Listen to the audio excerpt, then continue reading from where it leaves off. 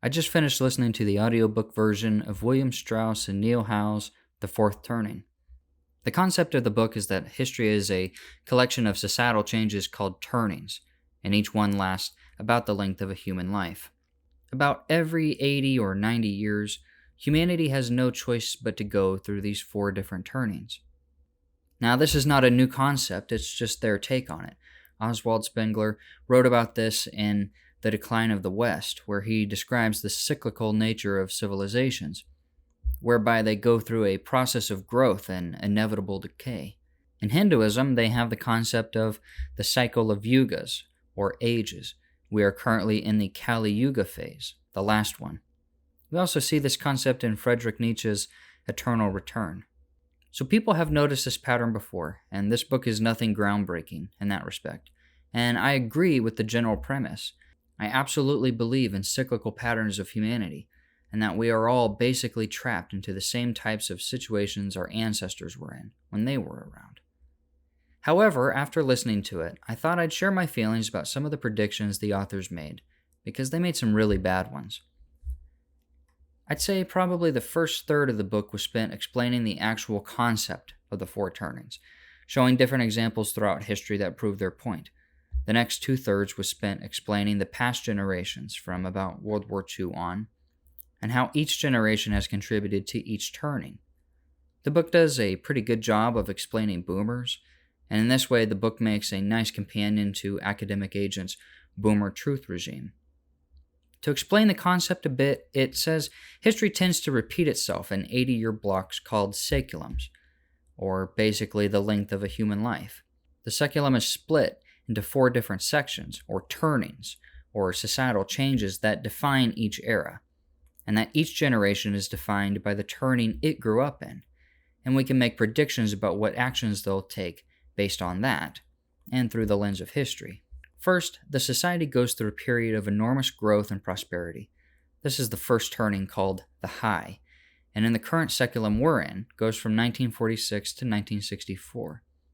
Next, the society goes through a period of spiritual awakening. They see through material growth and desire something more real, more authentic, a spiritual yearning for real truth. This period goes from 1964 to 1984 and is called the Awakening.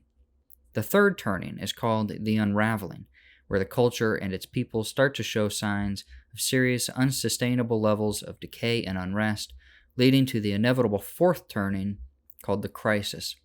Their guess was that this unraveling period goes from 1984 to around 2005. The fourth turning is a period where society is radically transformed by some event that the weakened society isn't prepared for. They recognized that they themselves were in the third turning and could only speculate when the fourth turning was going to happen. We can argue about which event was actually fourth turning worthy, but for simplicity's sake, let's call it 9/11. Seems like the first big national crisis we can put a date on to me, and it doesn't seem like an unraveling event. But maybe I'm wrong on that. I've seen other people put it in the unraveling turning, and they have the crisis turning starting in 2008. It's all kind of dependent on who you are, I guess, as to what constitutes turning defining events. The book was published in December 1996, so it suffers from a huge blind spot of underestimating the influence that the internet would have on things. Another blind spot is the authors never saw the society becoming full of degenerates. They naively thought that people would remain decent through the fourth turning, but that disaster would hit regardless of our sense of morality. To illustrate this, they thought feminists would pivot and protect their own children, which seems absolutely laughable now, that Gen X would revolt against the latchkey childhoods that they themselves had and try to correct mistakes made by their baby boomer parents. They'd change divorce laws to make getting one harder in order to keep the parents together for the child's sake. And this was based on the signs the authors saw in the parents of millennials and how millennials were being raised.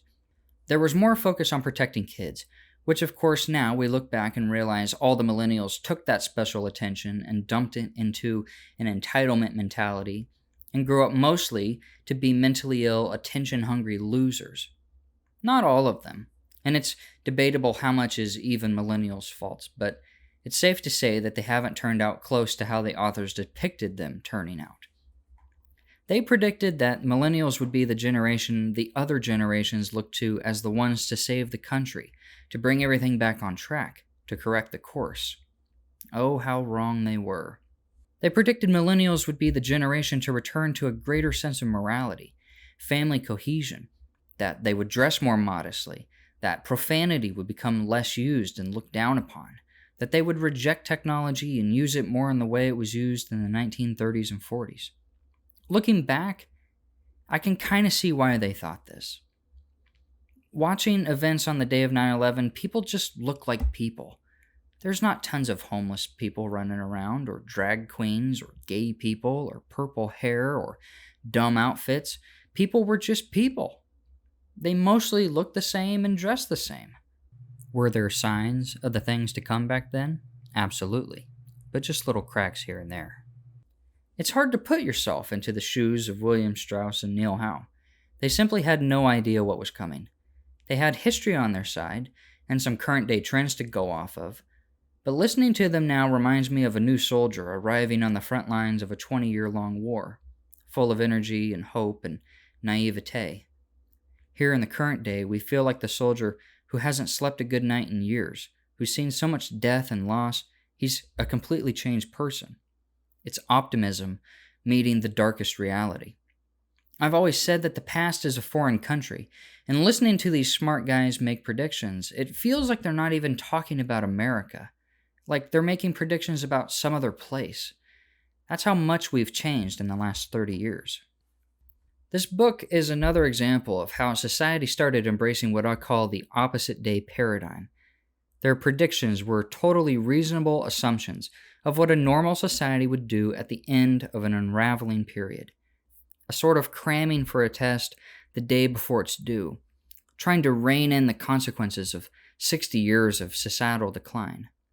But America went a different way. Their prediction about what third-wave feminism would be turned out to be the exact opposite. Feminists turned out to be child-hating, abortion-loving alcoholics who are fundamentally bad and selfish people, not the family-loving women they should be. Their predictions that millennials and Gen X would be more communal turned out to be the exact opposite. It's all about me, expressing their true selves, realizing their true potential to be the unique, special snowflakes that coincidentally look exactly the same across the board.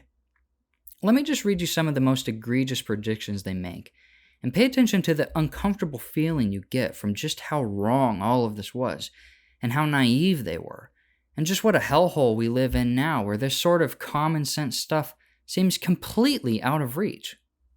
High-achieving, married 13ers, that's Gen X, or the 13th generation in America, will continue to push family life towards a pragmatic form of social conservatism.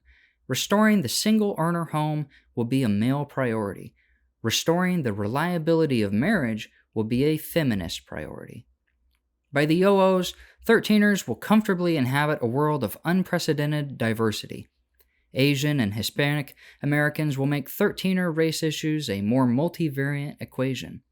As those ethnicities catapult into the cultural mainstream, they will be greeted by demands for a clampdown on immigration. From poverty to crime to simply making families work again, 13ers will redefine old civil rights issues into problems independent of race. Many will come to associate the phrase civil rights with elder ministers, teachers, and bureaucrats who they won't want meddling in their lives. Their goal will be to stop all the racial gameplay. As 13ers form families, they will finally start voting in respectable numbers. By 1998, they will comprise America's largest potential generational voting bloc, and by the end of the unraveling, the largest actual bloc. They will apply their pop and politics skills on the internet for the benefit of candidates who avoid hype and who do what it takes to get a job done, and to promise to not make problems worse. The first prominent 13er politicians will detach positions from principles, simplify the complex, and strip issues down to their fundamentals. To their mindset, no program will be untouchable, no promise inviolable, no budget incapable of balance. They will propose bold new remedies to crack down on the unraveling era's most elusive targets. from trial lawyers to wealthy pensioners to corporations at the public trough. Among their first political goals will be to eliminate no-fault divorce and racial quotas. Their no-nonsense pragmatism will be criticized by the silent generation as uninformed, by boomers as unprincipled. Few of their proposals will be enacted, not yet anyway. As boomers seek to standardize the culture and values in this child generation, the millennials, they see advantage in uniform clothing. In 1996, to the nation's applause, President Clinton added his support for school uniforms, a notion that most of his peers would have loathed in their youth. Nearly all school systems are trying to heed Rudolph Giuliani's demand that schools once again train citizens. The new 3 R's are rules, respect, and responsibility. Some inner-city schools are returning to old-style direct instruction, requiring children to recite their lessons in unison. Calls are mounting for more objective grades, separation of boys and girls, abstinence-only sex education, and school prayer. Like Hillary Clinton, many boomers who once believed in liberating the child from the community are discovering that it takes a village, and now support a strong and protective child-community bond. The millennials will provide a focal point for the renewal of the American family. Children will enter their teens looking and behaving better. The new impetus towards upbeat styles and behavior will come from peer pressure, words that by the OOs will carry a newly positive connotation. Millennials will police themselves and force a sharp reduction in adolescent miscreants. Teen coupling will become less starkly physical, more romantic and friendly. As teens back away from early and unprotected sex, the adolescent abortion rate will fall. Fewer teens will get pregnant, and adoption or marriage will become more prevalent among those who do. Binge drinking and teen gambling will decline, just as today's 12-year-olds are confounding experts by turning against the crack cocaine habits of their 13 predecessors. Millennial teens will prove false the consensus predictions among today's criminologists that America is in for a big new youth crime wave. And yes, they really did say that 12-year-olds are turning away from crack, unlike Generation X. To the contrary, youth crime will decrease. Some youth gangs will gradually redirect their energies from criminal mayhem towards collegial enforcement of an ad hoc public order. Around the year 2000, America's news weeklies will run cover stories, singing the praise of America's youth, for their growing interest in current affairs, rising aptitude scores, good community deeds, and a wholesome and standardized new teen culture. By the end of the Unraveling, American adults will view 20-year-olds as smart and 40-year-olds as wasted. I don't want to read every absurd thing in this book, but these are just some from a single chapter. I would recommend reading it if you want a blast from the past or for some nostalgia of what we used to be as a country and what potential looked like in a time when we actually had a snowball's chance in hell of maybe turning things around. Of course, there were some signs of pause in there already, such as the statement about Gen X living in the most diverse culture ever, as if that's a good thing, and we can all just start to live harmoniously in our multiracial societies and never hit a major snag along the way. They didn't seem to realize that the trend of coddling millennials would in fact make them society's biggest entitled assholes instead of the nation's heroes. I think they were going off the false assumption that the youth revolt against their parents' generation, and that millennials would try and return to some sort of normalcy. As Morgoth has pointed out, any of the teenage angst or rebellion we see in the boomers and Gen X was completely astroturfed, manufactured, and that in reality the youth are the most stupid and malleable people in society. They were made to rebel, and millennials and zoomers have not been, and so they aren't. Zoomers aren't looking at the older generation and thinking, yeah, I'm going to start going to church and parting my hair and start collecting stamps and living a clean, boring life with 2.4 kids and have my traditional Catholic wife stay home and watch the Andy Griffith Show. They simply do what they're told, and that lifestyle isn't a part of the narrative. I think the biggest mistake the authors made was in assuming that America would actually care about itself enough to try and fix some of the degeneracy when it first started.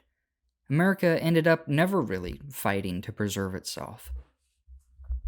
America is like a mansion whose original owners died off a long time ago. The house used to be the nicest in the neighborhood. And despite never doing any maintenance on the house, the new owners never stopped bragging about what a great place it is and the history of it, despite the dump that it is now. And even worse, America has been focused on everywhere in the world but itself. Post 1945, America has been the world's self-deputized nagger, telling every other country how they too can replicate the awesome society that we have. But today, that message feels totally hollow. It's hard to tell the Taliban that they need to have free speech and a free press when they can simply point to our joke of free speech and free press and say, nah, I'll pass. Maybe one day they too can grow to have a gay pride flag on their international embassies.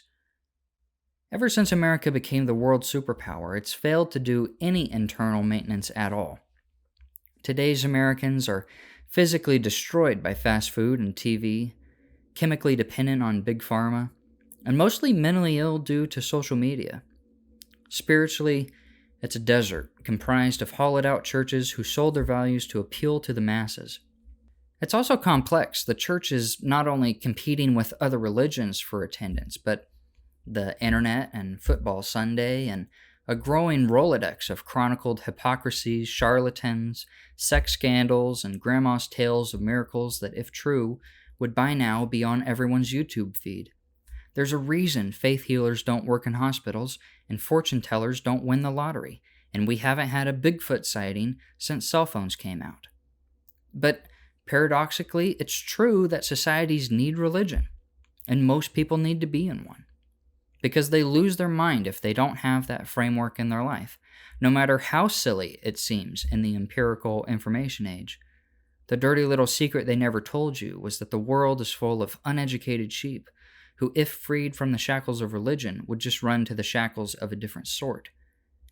Another point I had was the book never addressed how many fourth turnings a nation could endure. They seemed to be kind of ambivalent about that, and said that at the end of a fourth turning, it could turn out better or worse. Of course, the pattern is spring after the winter, and the seculum starts over again, and humanity repeats the cycle and starts to grow in the spring. But what if the final fourth turning, the final crisis we face, is who we are and what we've become? A people incapable of producing a springtime growth. Domesticated turkeys are so tame and neutered, they don't even know how to breed anymore. They all have to be artificially inseminated. That's what we've become. Obama said to Trump, "How are you going to grow the economy? With a magic wand or something?" They don't even know how it works. It's a form of magic to them. It's as unattainable to them as levitating. It's a domesticated turkey looking at a regular turkey and being so dumb and domesticated they don't even know what real turkeys are meant to do. Joe Biden and his administration are incapable of growth, just as the domesticated turkey is incapable of breeding. And you could swap them out for any of the relevant Democrats right now. Amy Klobuchar, Mayor Pete, AOC, you name it. Growth is not what they've been bred to do. This lack of ability to produce real growth is a serious problem and probably deserves a video on its own. It's safe to say that while the book got many things wrong, it did get a lot of stuff right, and I didn't go over that stuff in this video. You'll have to read the book for yourself. It is definitely a thought-provoking idea, and it was intellectually stimulating enough for me to write this whole script. But anyways, that's all the time I have for today. If you like this video and type of content I'm making, consider liking this video and maybe subscribing. I'll see you all in the next video. Peace.